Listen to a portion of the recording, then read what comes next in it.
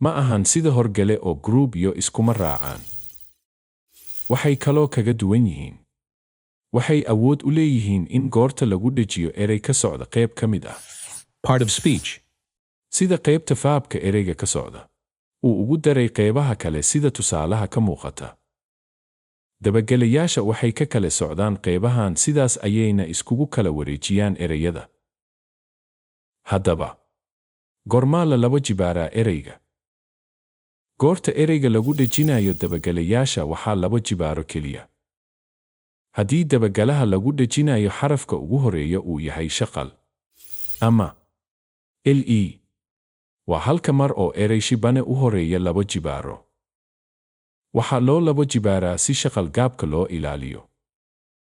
Maxaa laga faa'iidayaa? Bal aan isla eegno. Tusaale, erayadan cut, iyo cute, waxay kala yihiin shaqal gaab iyo shaqal dheer. Markii dabagelayaasha mid ka mid ah lagu darayo haddaan la laba jibaarin maxaa dhacayo?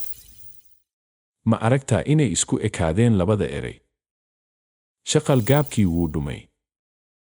Qaybtan waa meesha shaqada kaaga baahan. Waxaa isla eegaynaa goorta la laba jibaaro ereyga. Ereyada laba jibaarmo xagee ka tirsan yihiin?